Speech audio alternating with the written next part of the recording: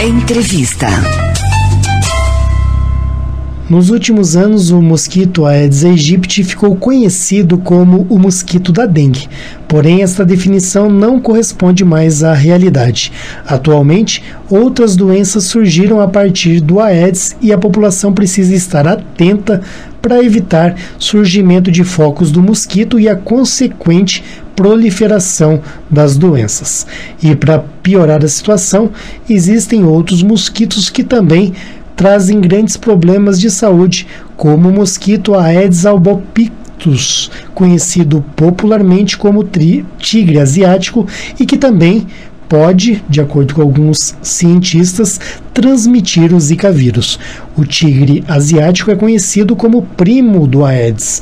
Para falar sobre o assunto, o Jornal da Cidade está recebendo ao vivo o médico oftalmologista Flávio Pasquinelli, a farmacêutica Eliane Pasquinelli e a enfermeira Daniele Casarotto. Gente, em primeiro lugar, bom dia Dani, bom dia Eliane, bom dia Dr. Flávio. Bom dia, Sandro, bom dia a todos os ouvintes. Bom dia. Bom dia para todos que estão nos ouvindo. É um prazer de novo estar aqui nesse momento. Bom dia, Sandro. Eu quero parabenizar a rádio, você, por abrir um espaço assim tão importante de utilidade pública para esclarecer sobre uma doença hoje assim bastante preocupante, e não é uma doença que preocupa só o Brasil, mas preocupa o mundo todo.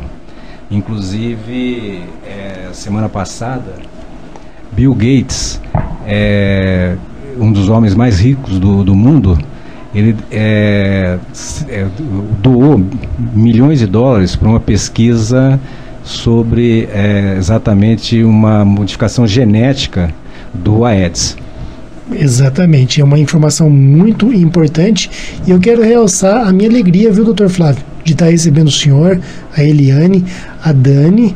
Não é realmente um trio, eu considero um trio de ouro aqui em Andradas, viu? Se vocês vêm desenvolvendo aí já nos últimos anos, a Dani um pouco mais de tempo aqui em Andradas, não é?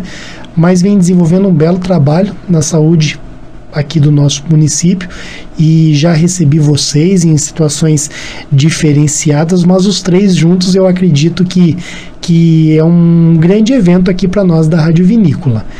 Então vamos falar de coisa séria, que é o mosquito da dengue. Dani, Andradas passou nos últimos anos por situações realmente calamitosas, não é? Chegou a se destacar, acho que foi em 2014, não é? Como um dos municípios com mais registro de dengue.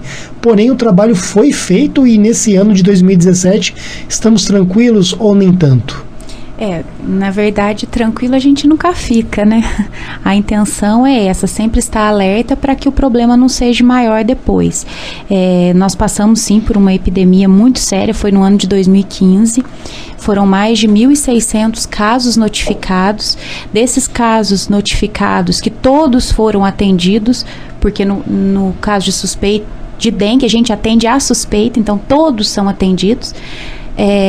Mais ou menos a metade foi confirmado como positivo para dengue, e de lá para cá a gente vem se esforçando muito para não deixar de novo acontecer uma situação como aquela. O bloqueio foi eficiente naquele momento, o bloqueio da epidemia foi eficiente, e hoje, de lá para cá, do finalzinho da epidemia para cá, a gente teve uma redução de mais de 95% dos casos. Nós não tivemos surto em 2016 e até agora, em 2017, também não temos registros de casos autóctones de dengue.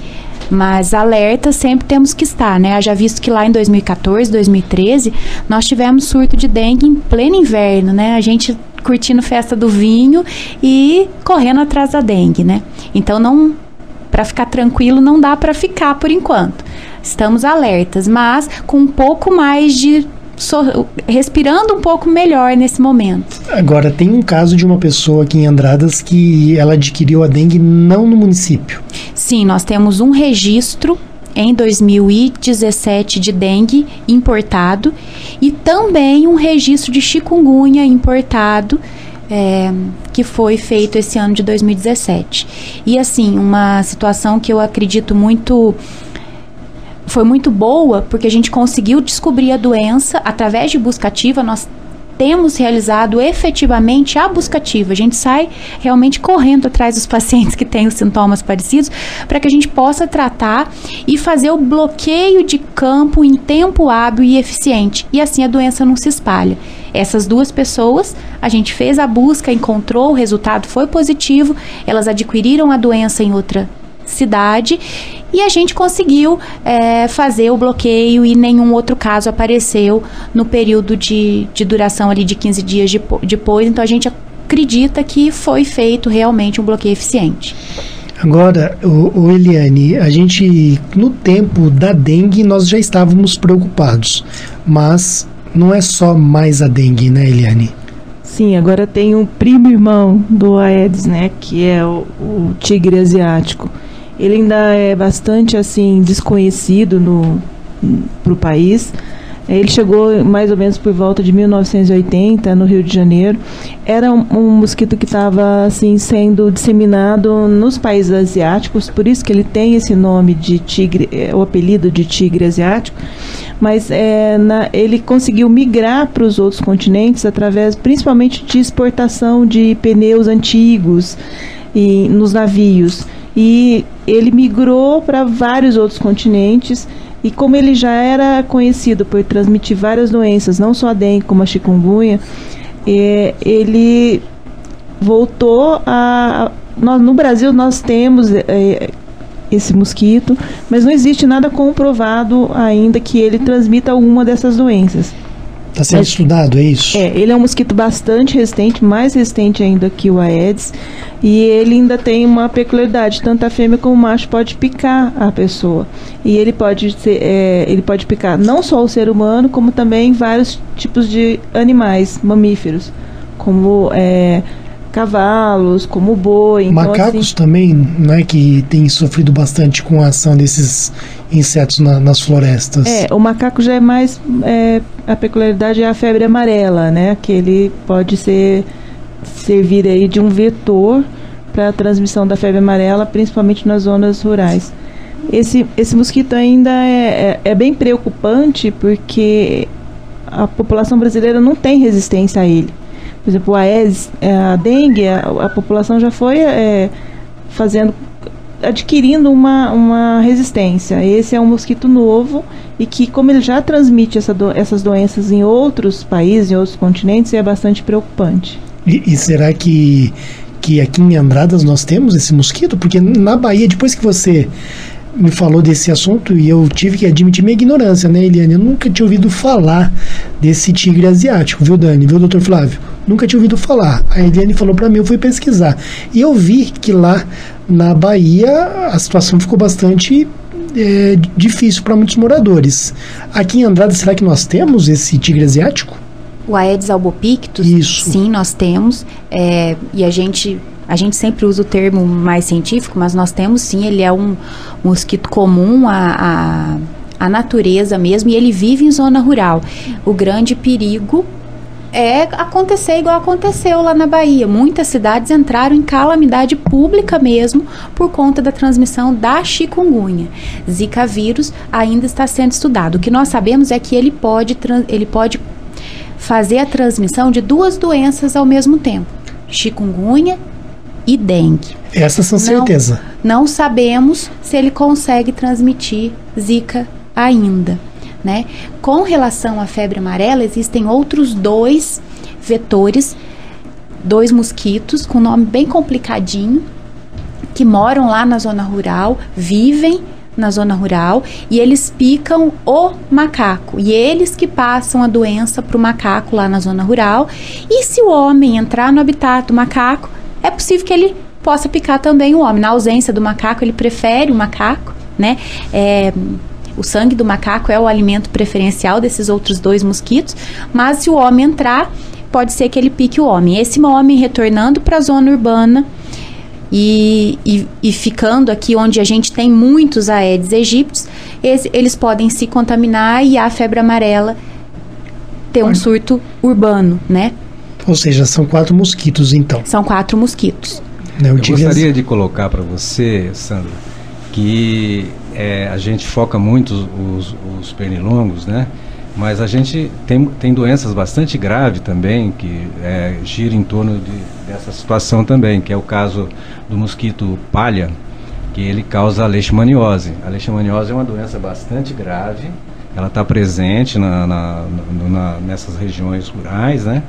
Então, é também causado pelo mosquito. Porque o grande problema dessas doenças é que o mosquito tem asa, né? Então, ele se espalha mesmo, né? Então, não é uma doença autóctone, né, que fica no local, né? Ele vai se espalhando. Então, você tem o barbeiro, por exemplo, que produz chagas, né? Que antigamente era uma coisa assim bastante grave numa zona rural, por causa do tipo de construção, né? Que se construía muito com pau a pique, né? Barro, né? E você tem a malária também, né? Que a malária é uma doença extremamente violenta, pode matar uma pessoa, e ela não é na nossa região muito frequente, mas é muito frequente no Brasil, principalmente na região norte lá, né? Exato. Agora, doutor Flávio, eu até fico curioso para saber como que essas doenças podem ter ligação com o olho, não é? A questão ocular do ser humano. Elas têm ligação direta? Elas podem agir no olho? Sandro, quando eu falo que o olho ele é uma janela do organismo, é que o olho está ligado com todo o organismo. Então, um oftalmologista que só foca o olho, ele não é um bom oftalmologista. O oftalmologista, ele tem que ter um conhecimento geral, ele tem que ser um médico com conhecimento geral, porque o olho, através do olho você pode diagnosticar dezenas de doenças, né? E essas doenças infecciosas, principalmente a dengue, por exemplo, ela dá muito sintoma, né, ocular. Uma espécie de uma miosite, ela causa dor muscular, o olho tem músculo, né? Então acaba causando dor muscular. Mas tem doenças tipo a chikungunya, por exemplo, que é bastante grave, porque ela causa uma retinite, ela causa uma uveíte, são doenças graves, né? E nós temos também a Zika, né? Que é uma doença que causa atrofia no sistema nervoso central, e também causando neurite e mesmo cegueira por inflamação do nervo óptico. Entendi. E as pessoas então devem ficar atentas, porque, né, Eliane, a melhor maneira de preservar a saúde é mantendo talvez a higiene do local e aquilo que todo mundo já sabe, mas que eu noto que as pessoas muitas vezes deixam de fazer, igual o cinto de segurança. Todo mundo sabe que não pode andar sem o cinto, ou que você não pode dirigir falando ao celular, mas as pessoas ainda fazem isso. Com relação à prevenção, não é, Eliane? Todo mundo já sabe? Podemos falar isso? Todo mundo já sabe, mas agora, por exemplo, é inverno e todo mundo meio que relaxa. Todo mundo acha que o mosquito, o Aedes, por exemplo, ele vai se proliferar mais facilmente no verão. Mas o Aedes, ele tem sofrido mutações. Ele tem, assim, antes ele sobrevivia só em água limpa, em água parada, agora você já encontra ele em bueiros. A Dani acabou de trazer essa notícia aí, né, de que tem já casos, aí, inclusive até de chikungunya, que para mim é uma das doenças, de todas as doenças que o Aedes pode transmitir, para mim a chikungunya é a mais grave. Por quê? Porque ela é uma doença que é uma doença limitante. A pessoa desenvolve uma artrite extremamente grave. Inclusive, a doença é até conhecida como chikungunya, é um nome que foi dado para a pessoa curvada, que a pessoa não consegue nem ficar ereta, nem ficar de pé, de tantas dores articulares. Essas dores articulares, às vezes, demoram assim, anos para passar. A pessoa, às vezes, tem que parar até de trabalhar, porque não consegue de tantas dores. É uma doença que pode ser, se a mãe estiver contaminada na hora do parto, ela até pode ser transmitida para o bebê. Então, e é uma doença que ela fica muito tempo. A dengue, a pessoa tem vários sintomas, mas 10 dias mais ou menos. A Zika tem essa peculiaridade aí de afetar as grávidas, mas também é uma doença que às vezes até passa como uma gripe, a pessoa nem percebe, que os sintomas não são tão proeminentes. Agora a chikungunya é uma doença extremamente grave que é transmitida por esse mosquito. E uma fêmea, Sandra, é capaz de colocar de 70 a 150 ovos. do Aedes. Do Aedes. Então, nessa época, por exemplo, tá seco, esse ovo é capaz de sobreviver num pneu lá que não tem água por meses. Aí tem uma chuva, ele volta o ciclo dele, em 10 dias ele está voando e é um possível transmissor. Então as pessoas têm que ter bastante consciência disso. Não é porque está inverno que a gente pode ficar tranquilo, não. Exato. No inverno, porque no verão chove muito, aí represa muita água, então eu acredito que essa é a situação que gera uma proliferação maior dos focos e do mosquito. No verão é um tempo seco, mas acontece isso que a Eliane falou, as pessoas relaxam, desculpa, no inverno, né? É o tempo seco, as pessoas relaxam e aí acaba surgindo a dengue. Como que a dengue surge no inverno? Os mosquitos, eles são muito espertos, né? E eles sempre vão encontrar um lugarzinho para eles se proliferarem. O mais comum no inverno é a proliferação dentro de caixa de água de geladeira, dentro dos banheiros inativos, dentro dos ralos que ficam do lado de fora da casa e não tem circulação constante diária de água. Então são os lugares, os 3 lugares mais comuns após, lógico, como sempre, infelizmente, o bendito pratinho da planta, né? Basta um pratinho da planta para uma fêmea depositar os seus ovos ali e dali 10 dias realmente está tudo nascendo de novo, né? Essa informação de meses, ela é muito importante, porque se você não lavar o pratinho, a água pode estar seca, a hora que você colocar, ele vai se reidratar e o mosquito vai voar logo logo. Ele aguenta até 2 anos sem água. Incrível. Então, ele é incrível mesmo. Uhum. Ele é muito danadinho. A gente tem que ser mais esperto que ele e tem que pensar muito em todas as possibilidades da nossa residência, do nosso imóvel, onde pode juntar água, onde pode parar e ir lá e eliminar o mais cedo possível para que eles não se proliferem e a infestação se mantenha baixa, né? Como né, Dani? Umas gotinhas de cloro, né? Algum antisséptico, assim, já ajudaria bastante a prevenir, né? Então a pessoa tem lá uma água sanitária, né? Coloca um pouquinho de água sanitária e resolve o problema, né? A água sanitária, 1 colher de água sanitária por semana nos ralos e nos vasos sanitários sem uso já são suficientes para poder eliminar esses ovos e essas larvas que estão ali. E é importante falar que existe uma pequena porcentagem, mas ela ainda existe, de os próprios ovos nascerem contaminados, né? A gente consegue ver que em municípios, depois de grandes epidemias, existe esse viés, sim. Não precisa trazer a doença de fora, não. Os ovos podem nascer contaminados, os novos mosquitos, né? Então, isso é muito importante, realmente eliminar os focos quando se tem água no local e não dá para se eliminar, como, por exemplo, um ralo, tem que pôr o hipoclorito. Quando eu tenho pratinho de plantas ou caixa de geladeira, eu tenho que lavar com bucha e sabão para despregar dali os ovos que podem estar grudados. E uma coisa que eu acho assim também bastante importante, no caso da Zika, é que as mulheres grávidas, né, tenham bastante atenção a sintomas relativo a isso, né, procurar o acompanhamento, né, porque o que a gente tem visto aqui na cidade é que as crianças estão tendo filhos, né? Então são 14, 15 anos de idade, e aí quando o pai fica sabendo, meu Deus, tô grávida, vai contar para o pai. O neném nasce 30 dias depois, entendeu? Então, realmente não faz acompanhamento nenhum, corre o risco de outras doenças, tipo toxoplasmose, né? Que podem causar cegueira. Então, eu acho que é muito importante as mães, as mulheres, né? Principalmente as grávidas, tomarem bastante atenção e acompanhar com o médico, com o ginecologista, né? Com exames direitinho, para não vir a ter uma consequência de um nenê que vai trazer um dissabor para o resto da vida para a família, né? Várias doenças estão voltando. Tuberculose, está havendo uma explosão de casos de tuberculose no Brasil. Nós ainda comentávamos ontem que parecia erradicada a doença, não é? Mas ela vai e volta. Para quem está ligando, o senhor ia falar? Sandro, você não imagina, né? Mas a quantidade de hanseníase que existe na população é um absurdo.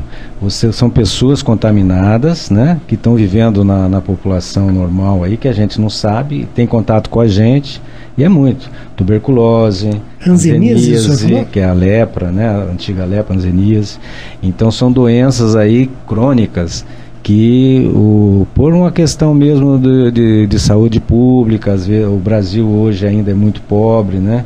As pessoas não têm muito cuidado de higiene, uma série de situações que leva a ter doenças desse tipo, como você está falando, voltando doenças que a gente nunca ouviu falar, que não ouvia falar, né? Que tinha sido erradicada, né? Só falta começar a voltar a varíola agora, né? A própria febre amarela, né? Já tinha sido erradicada no país e agora nós tivemos esse surto em Minas Gerais, aí várias pessoas inclusive morreram, porque é outra doença grave que é transmitida também, que se a pessoa tem alguma baixa de resistência, a chance dela desenvolver os sintomas graves da febre amarela é alto e a mortalidade é imensa. Mais de 50% de uma pessoa que pega a febre amarela, que tem uma baixa de imunidade, ela vai a óbito, ela falece. E nós esquecemos de falar um pouquinho, né, Dani, sobre vacinação, né? Eu acho que a vacinação é uma coisa muito importante, né? Agora começou a vacinação da gripe, né? Começa agora a vacinação da gripe. Essa vacinação está se estendendo, né, para professores também, para outros grupos de risco. Então são coisas que o Estado, e eu quero até parabenizar a Andradas, através da Daniele, que aqui existe uma preocupação em relação a isso. Ela teve no meu consultório, levou para a gente lá uma série de informações, de panfletos que a gente pode divulgar, inclusive isso, né? Uma coisa que eu acho que eles são muito atuantes aqui e que pode prevenir muita situação mesmo de morte mesmo, ou de alguma sequela mais grave, né? Vamos até dar uma notícia em primeira mão aqui, né? Aproveitar a deixa do Dr. Flávio. Acredito que o Dr. Flávio e a doutora Eliane também não estejam sabendo disso. A Superintendência Regional de Saúde premiou aí o município com a questão da promoção à saúde e qualidade de vida, não é? Que premiação que foi essa? A gente recebeu ontem essa premiação, foi muito gostoso, foi muito gratificante. Na realidade, o Ministério da Saúde entrou com algumas normativas para estabelecer o funcionamento da promoção da saúde e qualidade de vida no Brasil. Acontece que antes mesmo deles soltarem as estratégias básicas, a Andradas já estava seguindo aquele caminho. Então, eles pediram a nossa presença em uma reunião, que estavam presentes 56 municípios, para que a gente, em Pouso Alegre, né, os 56 municípios da região, para que a gente pudesse expor o trabalho que a gente faz aqui, e a gente recebeu essa certificação. Isso só faz... É município exemplo, Andradas? Município exemplo, foi muito legal, e isso só fortalece a nossa vontade de trabalhar cada vez mais, né, e fazer cada vez mais direito o que tem que ser feito, né. Por isso que no início da entrevista eu falei, esse trio aqui, olha, esse trio é de ouro para o ouvinte da Rádio Vinícola, não é, que está sintonizando agora. Nós estamos conversando ao vivo com o médico oftalmologista Flávio Paschinelli, a farmacêutica Eliane Paschinelli e a enfermeira Daniele Casarotto. Eliane, parece que eu vi você dando uma olhadinha. Tem alguma coisa para acrescentar? Não. Quando falou de vacinação, de todas essas doenças transmitidas aí pelo Aedes, a única que a gente consegue fazer uma prevenção é a febre amarela, né? Se ela for transmitida pelo Aedes, no caso, ela pode ser transmitida também pelos outros 2 mosquitos. A prevenção contra essa doença é a vacinação. Então, a vacinação é extremamente importante. As outras doenças transmitidas pelo Aedes, infelizmente, ainda não existe. Já há casos de estudo, por exemplo, em Piracicaba, no estado de São Paulo, foi feita uma modificação genética nos mosquitos e eles conseguiram um resultado bastante expressivo. Em 2015, cerca de 70% dos ovos foram neutralizados. Hoje existe uma pesquisa na Universidade de São Carlos tentando desenvolver algum medicamento para dengue, para chikungunya e para zika, né? E também algumas indústrias farmacêuticas, como mesmo o Flávio falou no começo, que teve até essa doação aí de pesquisas, porque hoje era doença assim, de países pobres. E a coisa está tomando um rumo tão grande que hoje nos Estados Unidos já existem casos de dengue. Então, assim, há uma preocupação mundial no desenvolvimento de técnicas ou de medicamentos para poder tentar minimizar esses casos. Dr. Flávio, Eliane, Dani, eu acho que tem muita coisa para dizer ainda, né? Eu tenho tanta coisa para perguntar para o senhor sobre isso, viu, Dr. Flávio? Perguntar para o senhor como é que se pode até gerar uma cegueira, algum tipo de problema relacionado a dengue, chikungunya, zika vírus. Vamos falar sobre isso numa próxima entrevista, mas se o senhor quiser responder rapidamente, agora podemos? Com certeza, Sandro.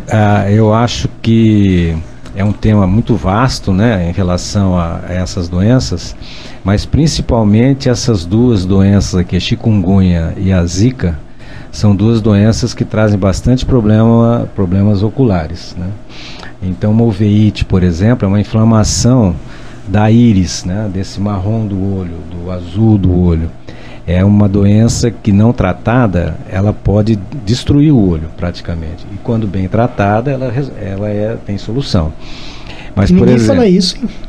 Por exemplo, a zika, né, que causa uma atrofia cerebral, que causa uma neurite, né? Então é uma doença que também é bastante grave, porque o sistema nervoso ele não se recupera. A célula morre, ela tem dificuldade ela tem algumas defesas, mas ela não se recupera. E também a chikungunya causa uma retinite, né, que é uma lesão na retina, que também hoje nós não temos muito o que fazer, não tem tratamento. Existem alguns tratamentos, mas eles não melhoram muito, sabe? Coisa assim, a pessoa está enxergando 10%, passa a enxergar 12% com o tratamento, né? Então, são doenças realmente graves, doenças oculares graves. Então, realmente são doenças que trazem problema para o olho, sim. E pode destruir a vida do ser humano. Com certeza. Dr. Flávio, obrigado. Nos próximos dias o senhor volta para continuar esse assunto. Obrigado, Sandro, pela oportunidade. Eliane, obrigado também. Obrigada, é sempre um prazer estar aqui. E eu acho interessante, igual você falou, nós somos aqui 3 profissionais de saúde e não estamos fazendo nada mais que a nossa obrigação, que profissional da saúde tem essa obrigação de levar para as pessoas que não têm informação, para as pessoas leigas, coisas que podem mudar a vida delas no sentido da saúde. Exato. A prevenção, né, Eliane? Sim. Dani? Eu agradeço de novo a oportunidade e estamos aí. Qualquer dúvida que a população tiver, pode procurar a gente lá no CIMAS. Nós funcionamos todos os dias no horário da tarde e assim, até peço o favor mesmo, se sentiu algum dos sintomas referentes às doenças que a gente falou, tá com dúvida, tá com dificuldade, entre em contato com a gente, vai lá, nos procura, que talvez a gente possa ajudar e evitar outros problemas maiores. E boa tarde para todos, né? Bom dia, boa tarde, já nem sei mais que horas são. É bom dia ainda, 11 horas e 40 minutos. Pois é. Ai. 11h40. Então, o que você falou, Eliane? Bom feriado. Bom feriado. Amanhã é feriado. O Jornal da Cidade vai estar aqui ao vivo, mas amanhã é feriado, o pessoal vai estar descansando e ouvindo a Rádio Vinícola, né? Jornal da Cidade.